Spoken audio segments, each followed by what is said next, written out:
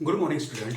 Today we are going to discuss about the new article, that is the first application of Ampere's law. Okay, that is the expression for magnetic induction at a point near to the long straight conductor. It carry the current I. Okay, तो यहाँ आपको एक long straight conductor सबसे पहले consider करना है। Okay, उसमें से जब आप इलेक्ट्रिक करंट को पास करोगे तो वह कंडक्टर मैग्नेटिक फील्ड यहाँ पे फॉर्म करके देने वाला है, और वही मैग्नेटिक फील्ड का इफेक्ट पर्टिकुलरली आपको फाइंड आउट करना है बाय यूजिंग एम्पियर्स लॉ से। ओके, तो चलिए देखते हैं। So initially consider a infinitely long straight conductor that is S R. Okay, ठीक है। It carry the current I and the direction of that current through the conductor is from S to R, यानी current move कर रहा है upward direction में। ठीक है। Okay, now then after we define another point P which is put up at a distance small r from this long straight conductor. Okay, ठीक है। तो जैसे ही लॉन्ग स्ट्रेट कंडक्टर में से करंट पास होता है तो यह मैग्नेटिक फील्ड यहां प्रोड्यूस करती है। ओके, उसी मैग्नेटिक फील्ड का इफेक्ट आपको फाइंड आउट करना है कहां पे? एट पॉइंट P पे। तो आपका एम जो है to determine the magnetic field induction at a point P due to a current carrying long straight conductor that is SR। Okay, तो इस तरीके से मैग्नेटिक फील्ड यहां पे आपको फाइंड आउट करनी है। ओके, तो फिर मैग्नेटिक फील्ड फाइंड आउट करने के लिए आपको यहाँ पे क्या किस तरीके से प्रोसेस या किस तरीके से आपको स्टेप्स यहाँ पे फॉलो करने पड़ेंगे। तो उसके लिए क्या करना है, जिस प्रकार से आपने गॉस लॉ में और उसकी एप्लीकेशन स्टडी करते वक्त जब किसी भी पॉइंट को आपने आउटसाइड टी कंडक्टर डिफाइन किया था, चार्ज कंडक्टर या सिलिंड्रिकल कंडक्टर, तो वहां पे वह पॉइंट पे इलेक्ट्रिक फील्ड इंटेंसिटी निकालने के लिए आपने इमेजिनरी लूप ड्रॉ किया था, जिसे आपने गॉसियन लूप कहा था। ओके, क्योंकि पॉइंट बाहर सिचुएट किया गया था। यहां पे भी सेम वही फिनोमेनन आपको दिखाई दे रही है कि point is situated outside the conductor.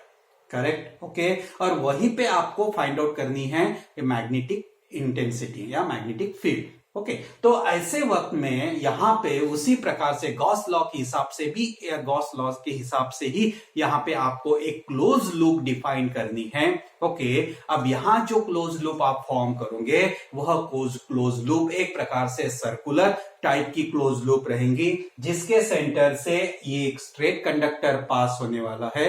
Okay, and वह लूप जो यहां ड्रॉ करेंगे उसका रेडियस स्मॉल r बनेगा। तो automatically the point P is situated over the surface of that close loop. Okay, तो इस तरीके से यहां पे कंसीडर करनी है आपको एक एम्पियरियन लूप जिसका रेडियस स्मॉल r यहां लेना है। ओके, और सेंटर जो यहां रहेगा उसे अपन O पॉइंट से शो करने वाले हैं।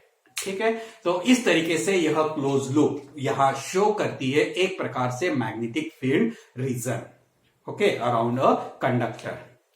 ओके, नाउ इसके बाद आपको फाइंड आउट करना है पॉइंट P पे मैग्नेटिक फील्ड। ओके, तो magnetic field at every point on that close loop it is found to be same, यानी इस क्लोज लूप के ऊपर जो भी पॉइंट आप लोगे या सिलेक्ट करोगे उस पॉइंट पे मिलने वाली मैग्नीट्यूड ऑफ मैग्नेटिक फील्ड यह कैसे रहने वाली है? सेम शो करेंगे, बट डायरेक्शन जो रहेंगी मैग्नेटिक फील्ड की, क्योंकि डायरेक्शन ऑफ मैग्नेटिक फील्ड आपको यहां पे राइट हैंड थंब रूल के हिसाब से शो करनी है। Okay, according to the right hand thumb rule के हिसाब से if the current move upward direction then the direction of magnetic field will show in anti clockwise direction. तो उस प्रकार से इस क्लोज लूप जो मैग्नेटिक फील्ड की डायरेक्शन यहां शो करता है वह एक प्रकार से अलोंग अ टेंजेंशियल पाथ। तो at every point on that close loop okay we define या वी फाइंड द एक प्रकार से टेंजेंशियल डायरेक्शन में आप उसे यहां पे शो करोगे। ओके, तो हर पॉइंट पे क्लोज लूप के हर पॉइंट पे आपको क्या शो करने क्या दिखाई देने वाला है? मैग्नेटिक फील्ड की डायरेक्शन यह टेंजेंशियल पाथ ही आप दिखाओगे। ओके, तो इस प्रकार से यहां पे टेंजेंशियल पाथ में आपने डायरेक्शन मेंशन करने के बाद ओके फिर आपको शो करना है कि this close loop is made up of a number of small element. Okay ठीक है, and each element has a length dl। Her element की लेंथ यहां पे कितनी लेना है, dl इतनी लेना है। ओके अब close element has a number of element का मतलब होता है कि this loop is made up of a number of element. Number of element को ज्वाइन करके आपको यह क्लोज लूप यहाँ पे शो या यहाँ पे फॉर्म किया जाता है, और हर एलिमेंट की लेंथ यहाँ पे आपको dl सिलेक्ट करनी है।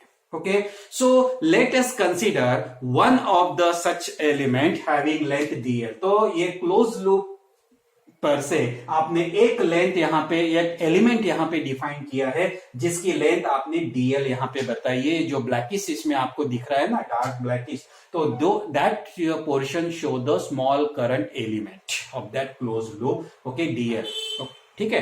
अब इसी एक्चुअली जो एक करंट लूप लिया है वो अराउंड अ पॉइंट P को ही कंसिडर करके अपन ने यहाँ पे मेंशन किया है। ओके अब उसी पॉइंट पे जो डायरेक्शन ऑफ मैग्नेटिक फील्ड रहेंगी वो एक प्रकार से टेंजेंशियल डायरेक्शन में रहेंगे, करेक्ट। ओके तो according to the definition of Ampere's law, according to the definition of Ampere's law,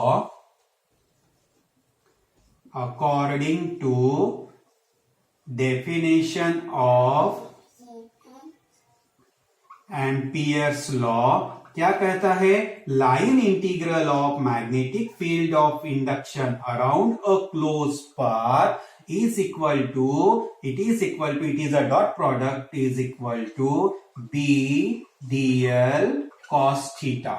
ठीक है ना, theta is the angle between b and dl। Theta इन दोनों के बीच का एंगल होता है। अब डायग्राम की तरफ देखो, डायरेक्शन ऑफ dl एक्चुअली कहां से स्टार्ट हो रहा है, ये लोअर पॉइंट से स्टार्ट होता है, यहां से स्टार्ट हो रहा है और इस तरीके से, क्योंकि आप इस तरीके से शो कर रहे हो लूप